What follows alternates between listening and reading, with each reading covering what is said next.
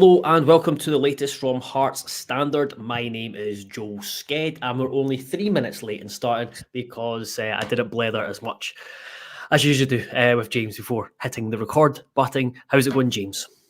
Yeah, not bad. Not too bad. Feeling a wee bit better. I wasn't at Spartans on Saturday, unfortunately, as I wasn't feeling very well. But to be honest, having watched the game, watching on from home, and don't feel like I missed too much, I'll be honest. But we'll go on to talk about that in a wee bit anyway. How are you? No, How are you? yes, good. I'm glad both yourself and Laura Shankland are on the mend from the weekend's illness.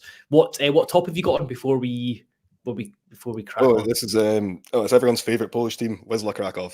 There we go. It's nice. There we are. Nice. I was going to say Red Star, but it's a White Star. So let's move on. Yes, like you said, we're going to speak about the Spartans game from the weekend. We won't spend too long on it. Like you said, it wasn't the most exciting of games. And then we'll look to preview the Dundee game. We might touch on, depending time-wise, on a couple of stories that have broken or happened over the last last 24 hours or even just the last few hours. So yeah, let's go with the Spartans game. I will I'll put it to you because I have written a couple of pieces just about things I learned. What did you take from the game? See, I know this isn't probably the answer you're looking for, but it's one of those games where I don't know if there is too much you can take from it. It was essentially a training exercise for, well, certainly the first hour or so, and up until the Spartans got their equaliser. I mean, fantastic equaliser, by the way, absolutely wonderful goal. But certainly up until that point, it was just, the Spartans' defence just completely camped out in their own box, completely camped out in the 18-yard line, and just there was just no space for Hearts to play. And it was just them saying, all right, we're going to sit back, we're going to defend deep, try and break us down. And for long spells of the game, Hearts struggled to do that, I think. I think there was a big, I think they had a lot of the ball and there was a lot of control about it. And it was difficult to see Spartans scoring unless it was going to come from a set piece or something like that. It didn't really seem as if they weren't threatening too much from open play. Mm-hmm. But it's one of those games where I think it's just about find a way to win. And yes, it would have been obviously a lot better if it hadn't been left quite so late. Yeah. But at the same time, it's a difficult game to play. Those matches where, because credit to the Spartans, they were very well organised. They did defend really well. And their goalkeeper was in fantastic form as well. I mean, a few great saves. When that happens, it can become a bit of a slog. It can be difficult. Certainly, you could tell the way the ball was shifted about in the park.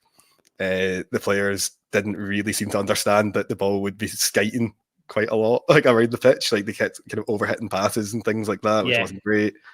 So there was all that. But I guess positives would be another goal for Vargas. That's always good. It's 3-3 now, I think, isn't it? Kent finally off the mark as well. I mean, he spoke about that a wee bit in his post-match interview on the BBC, saying that he's had quite a few headers this season, and even in that game, he had a couple where I think they were basically free headers from corners. They still managed to sky them. So it's nice that he's finally managed to get his goal and get up and running in that sense, because it's been deserved. It's been a fantastic signing.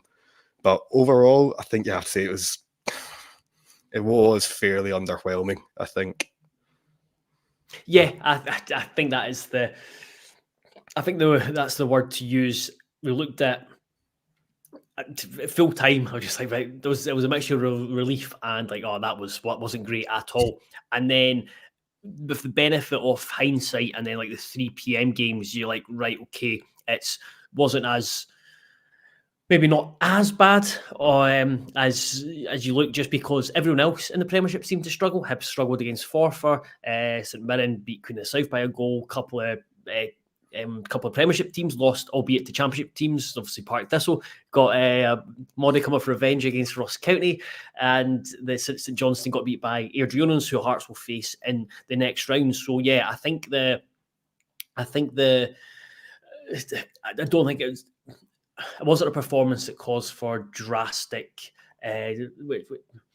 which kind of should worry too much just on looking around the rest of the competition. But at the same time, you're just still thinking this team still has a wee bit to go, maybe a lot to go, and in learning how to break teams that sit deep and are well structured, well organised, who give up possession to focus on their position.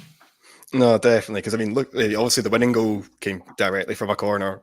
The opening goal as well was like the second phase of a free kick or a corner, I'm sure, as well, when the ball worked back out to Grant. So, again, it was the team, from open play, they were struggling. And it was just because there was no space. And part of it as well is the fact that you look around the Hearts midfield, there's not many of them that are comfortable or particularly excel, I don't think, at shooting from range. So it meant that there's a couple of times, for instance, when maybe the ball breaks to Beningame and he's, say, I don't know, 30 yards from goal, nobody in front of him, and he's not that kind of player. He can't just have a go. He's not really got that in his locker. And you look around the other players in the squad and it's like, nobody really does, to be honest. I thought Vargas had quite a good game in that he was like dropping deep a lot to come and get involved to build up, and then he'd kind of charge forwards, hoping to drag players out of position. Didn't really work, but he was at least trying. Tagawa obviously really struggled in the game. Didn't really touch the ball much at all, apart from that clearance from a few yards out. Well, it's a clearance at the wrong end when the ball kind of got looked up in the air and it fell down to him, and that was just weird. It was. I think it might be his last contribution before. Possibly, it might have been. Yeah, because it was second half, I think, wasn't it? So, I mean, that was. Yeah, he didn't have a great game, but to be fair, it's a very difficult game to play as a striker, that one. Particularly when it's someone like him who we know Tagawa likes to, he's good at running in behind, he's good at playing, if there's space in front of him to attack, he's not bad at that. But you're not going to get that against Spartans, and he didn't get that, and he was completely ineffective. And then obviously James Wilson comes on, he had a couple of good moments, but it was largely the same story in that he was struggling to get the chances where he could actually get shots away. So I think that, I mean, it wasn't I think Tagawa struggled. Oda was probably the biggest disappointment, I think, in that there were plenty of opportunities for him when Hearts had pushed right up and the ball was often worked to Kent. He tried to play a ball inside the opposition fullback for Oda to then cut inside. Oda just didn't want to cut inside. He didn't want to do it. He didn't do it once. Because he had a poor game. He was poor. Yeah, I was going to bring up two of the players you said there. So, like I agree with yourself, and I agree. I'm so frustrated with Oda. I've never once tried to take his man on. He just kept on passing it back. Go and be positive and commit the defender. I don't know how many times we've talked about that previously with Oda, and just he's got talent, but it's frustration that he doesn't have that. Doesn't have that mindset to get the ball and just go. And we saw that. We've seen it with Forrest, but then we saw it with Dexter Lembikisa when he came off the bench. His first thought was get the ball, knock it down the line. It was almost like he was an old school winger, and he just showed blistering pace. And he definitely was. He definitely showed Oda how to do it. No, definitely. I mean, one of the things as well that I thought was really good about Lembikisa was sometimes he'd kind of shift the ball forwards if he's about to bomb down the wing. He'd then cut it back and then curl it into the box on his left, which is nice to see. He's got that kind of ambidexterity in his feet. That's always good to see. So it's quite good because I didn't know he could do that. And again, he looked lively, he looked interesting. But I mean, you're right with Oda. I mean, particularly, like you say, we've talked about it a lot, particularly when he's in the Premiership. Yeah, we've always seen him taking on his man more. This was against, with the greatest respect to the Spartans, this was a League Two team. And, so he's up against Callum Booth, who, is a good player for that level. But, again, it's a league. He's playing in League Two for a reason. And you kind of wonder why Oda's, if he's not got the confidence to try and take on players of that level, like, why not? I mean, that's probably the biggest concern, I would argue. But in terms of positives, Lembikisa. No, really before we go on, all right. Sorry, I'll let you talk about Lembikisa because I was going to go on to speak about Oda and Tagawa as well. All right. Well, I'll just quickly say this. I thought he really impressed. He looked really lively. He looked happy to take his man on. Oda could probably learn a thing or two from that. And I just think that he on a day where there weren't too many positives, I would argue that Lembikisa was probably the most impressive performer that day. Yeah, I think so. I think you look at him and he is, if he can replicate that attitude in possession at Tynecastle, I think it could be a massive favourite because Hearts fans want to see a wide player be direct and just be quick and to kind of just fly up and down the wing. So that was really positive. Yeah, Oda, a couple of guys I mentioned in there, the Robert Gill saying, I think Vargas has got something. Yep, absolutely. But without Shanks, we look lost. We'll come on to Shankland soon. Tagawa and Oda are not working. Another experienced forward is needed. So, yeah, on that, Tagawa and Oda, I really don't think they missed. They took their opportunity. He was listening to Scarfs Around the Funnel earlier, and Laurie was saying, so him and Robert Borthwick for Hearts TV, they were positioned right beside the Hearts dugout when they were doing their commentary, and Laurie was saying that how often he heard Naismith shouting at Tagawa and Oda, and obviously just in a way that he wasn't happy with their output. Tagawa he's whereas Oda has shown moments of quality and glimpses of end product, Tagawa's in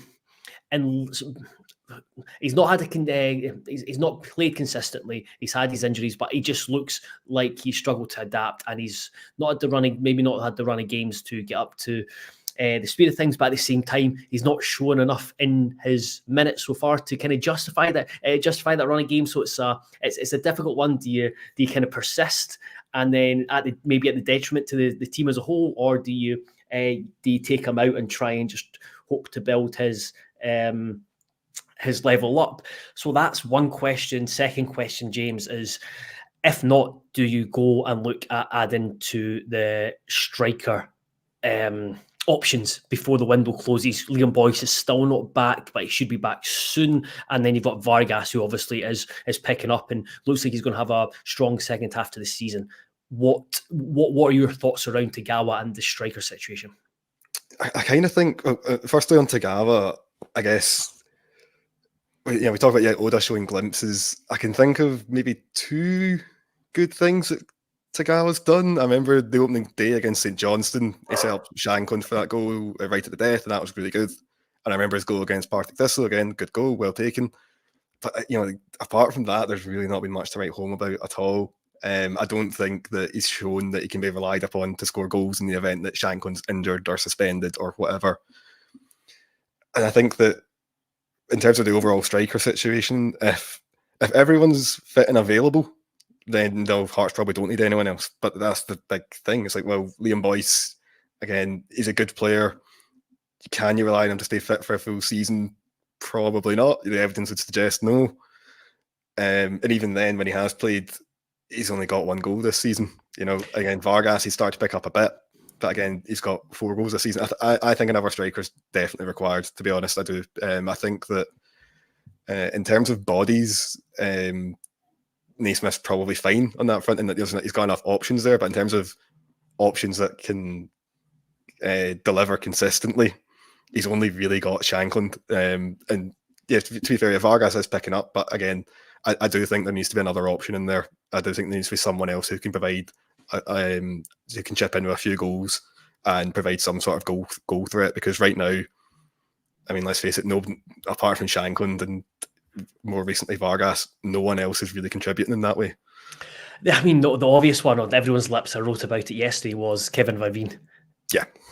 Yeah, that's just he seems primed for a loan deal, knows the league, experienced. You think if you, I think I agree. If everyone stays fit, Hearts still finish third, but that he's almost like you're minimising the risk factor if you were to bring him in, and obviously the money that brings in. I think there are two big ifs, and if you don't sign someone as Vargas continues his goal scoring form and could finish with double, you could easily, with the way his trajectory is going, he could finish double figures of the season, and you say that's a really good return, especially second half of the season. So there's that possibility, and then the other possibility is Liam Boyce, if he gets back fit, and then you look at his looking at the stats, yes, in terms of shots and XG and stuff like that. Liam Boyce should be scoring a lot more than he does, and I think it's a big frustration of Hearts fans just the last couple of seasons, is sometimes he's been too wasteful in front of goal.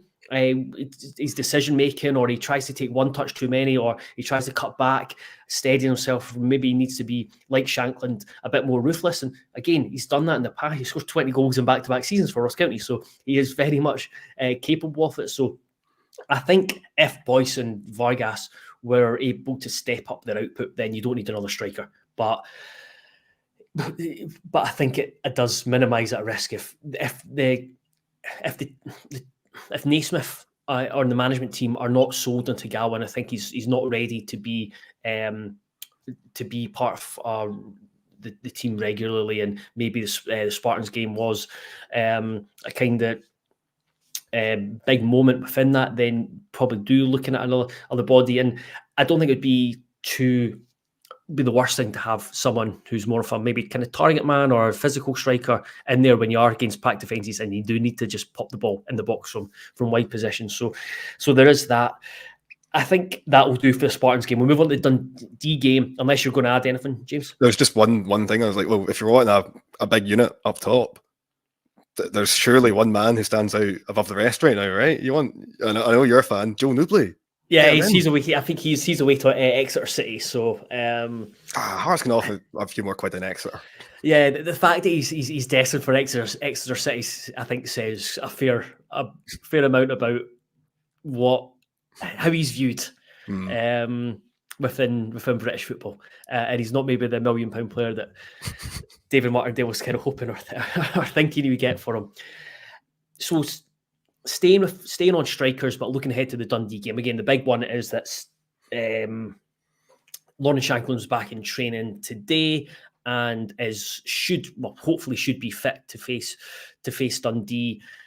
Again, it's going to be a massive boost to see him back in the team. And I know there's been a lot written over the weekends, and I think Hearts fans are understandably frustrated by some of the coverage from media that's through the West and focused on it from a Rangers lens. Yeah, but we know that's what happens. I mean, me and you both know as well, we're journalists, we understand how the media works. It's like it's always stories about Celtic and Rangers get more clicks, they're more, people want to read about them. And Shankland to Rangers is the big kind of story at the moment. And even it's pure speculation, of course. There's nothing concrete there. But these are the stories that get clicks and people want to read about, so that's why these keep on happening. But I mean, I certainly, I know there are a lot of people who've been into it being like, oh, Joe, he's out, that means he's not cup tied, oh, here we go. But it just doesn't really hold much water for me, to be honest. I think that's people just reading into stuff that's not quite there. And I mean, I would imagine that provided he's not way below match fitness, Shankland surely starts tomorrow night against Dundee, just because, he's missed a few training sessions through being ill, but even a Shankland at 60, 70, 80%, it's James, I was going to say a lot better than Tagawa or whoever at the moment, right? I was going to say if Shankland's 20% fit, I would say just don't run. Just hover about the box. If the ball falls, you just stick it in the back of the net. That'll do. But no, the Shankland, the latest that I'm aware, still no offers. There's contracts on the table. There's obviously going to be loads of stuff, loads of noise bouncing around, both from you'll have Hearts' perspective of it, the players' perspective, the agent's perspective. I think there's nothing really different in the Shankland contract negotiations. This happens across world football, but I do think I'm confident in that he won't be leaving Tynecastle this month. Hearts are in such a strong position. Still 18 months left on his deal. They know how important he is. He knows how important the next 6 months are for him, because he needs to get in that Scotland squad. And if I was him again, I'm saying this as a Hearts fan, so it's easy for me to say this, but I just look at him and thinking, just if anything, just go, I'm here until the end of the season, and I'm going to fly Hearts into Europe. I want to get myself into the Scotland squad, because if he gets himself in the Scotland squad, Steve Clarke chucks him on against Hungary or Switzerland or Germany and he scores, then as people are just, tournaments can do that.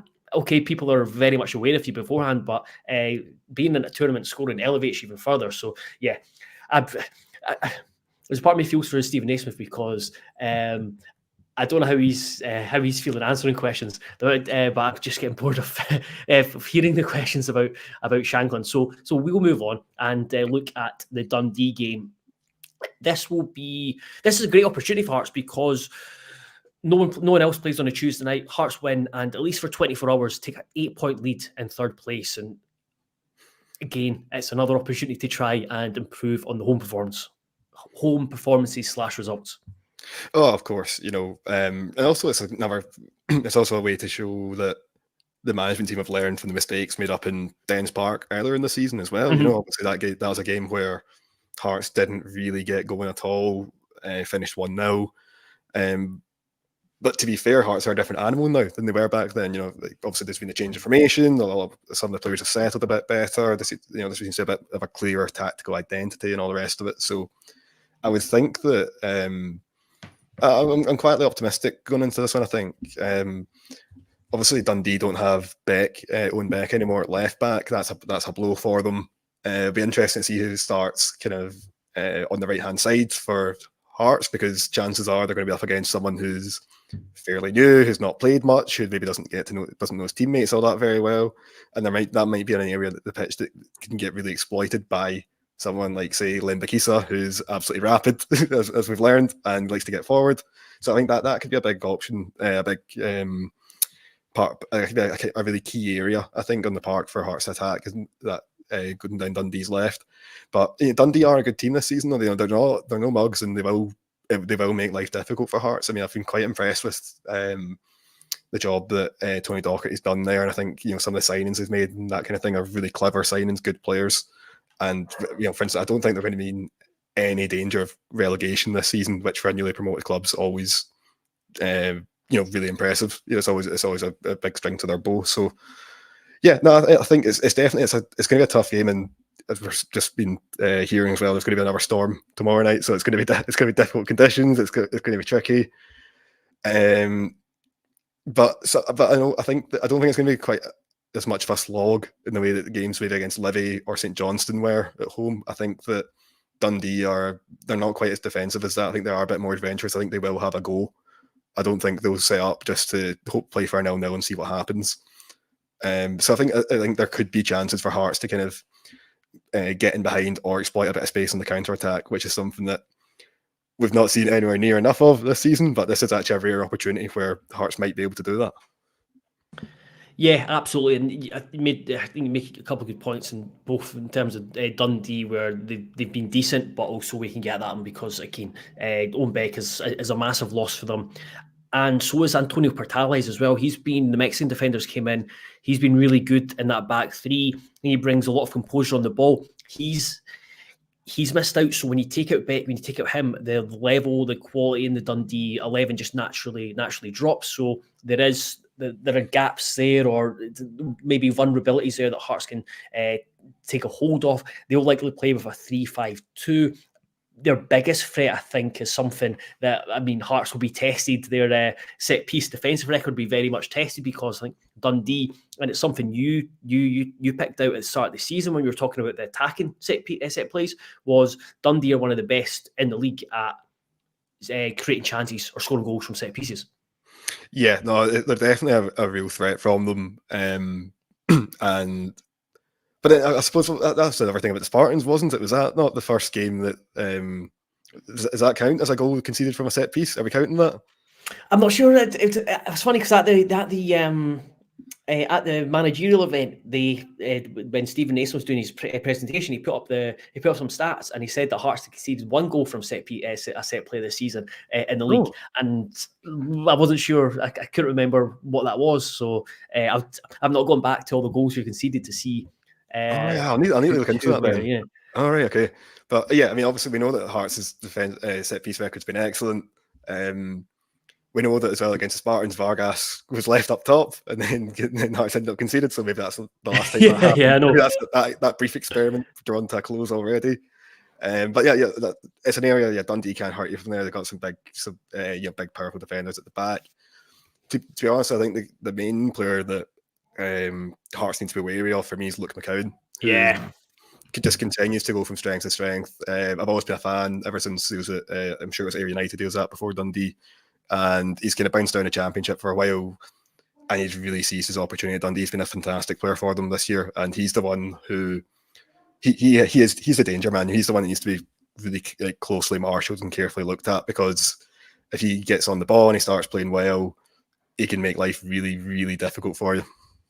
Yeah, we spoke about him on this show a couple of weeks ago with Scott. With Scott and I spoke about him. Maybe got his age wrong, but he's older than we thought. Yeah, he's a talent. You've also got Lyle Cameron as well. Wasn't used at the weekend in their Scottish Cup defeat to Kilmarnock. You look at their attack. They've got Bakayoko, who's been a good signing, good focal point. They've also signed Curtis Main as well. I think every Scottish Premiership fan knows what Curtis Main's all about. Yes, he certainly caused Hearts a bit of problems last season. However, you look at the Hearts backline now, really solid, especially the fact that it's going to likely be Halkett, Kent and Kingsley. I think they'll happily deal with the physical side of things. Three guys who are good in the air. So I think that should be a problem. And I'd imagine Naismith will continue with the back three. So if we've got that, them as the three, I reckon Lembakisa probably is the right wing back. Cochrane's the left wing back. And then Vargas and Shankland is the front two. Who's your goalkeeper and who's your midfield three if you're Stephen Naismith? So I reckon Craig Gordon will probably start this one again. Oh, do you? I think Xander Clark will come back in. Do you? Right? Okay. That's interesting. My thinking is just that obviously Gordon's still, getting back to where he was. He's still, trying to regain his match fitness. I just don't know if it's that beneficial to throw him in for one game, then take him back out again and immediately relegate him to the bench. Maybe you want to give him a 2, 3, 4 games, to get some more minutes under his belt, get some more competitive games under his belt, and then at that point you maybe start rotating. But let's face it is a coin toss. I'm not entirely sure. In terms of the midfield, again, I think it pretty much picks itself. I'll be honest. I think we'll probably see Benny as the 6. Neuenhoff to the right, and then Grant to the left. I think Grant just now is probably a nailed-on starter just because of his playmaking ability. Nobody else can really do that in the squad at present. Obviously, Scott Fraser's on his way, but we're not sure if he's going to be announced in time for tomorrow. And again, even if he is, might be a bit much. You can't see him getting chucked into the starting 11 straight away anyway. And then on the other midfield slot, I think it'll be Neuenhoff just because Naismith really likes Neuenhoff, and Neuenhoff does tend to start pretty much every game. So, yeah, I would imagine that it'd probably be those three, but I wouldn't be surprised to see someone like Aidan Denham to be given an opportunity, particularly because obviously, again, up at Dens Park, he made that mistake that wasn't great. Maybe this is a chance to show that, again, he's learned what he's done. He's learned from his mistakes, and that it's he can kind of exercise those demons to an extent. Yeah, I think so. Yeah, I think Clark, just because of his consistency this season. I thought it was more the Spartans game was just a good opportunity to bring Gordon back in. How he plans to keep, as he says, Gordon and Clark happy between now and the end of the season, I have no idea how he's going to do that. He seems confident. No idea how you do that with two goalkeepers. With midfield, Benny starts. Grant has to start as well, and then it's between Neuenhoff and Denham for me. Personally, Denham, but I think Naismith will go on Neuenhoff. I know, just because the way he talks about Neuenhoff, he likes the way he controls. He controls the game. Well, tries to control the game for Hearts, and the qualities he has. So yeah, that's my thinking. So I think probably the two big calls are Clark, whoever plays in goals, and whoever's in midfield with Grant and Benny. What do you think? Give me a prediction, James, before we go on to talk about a couple of other things.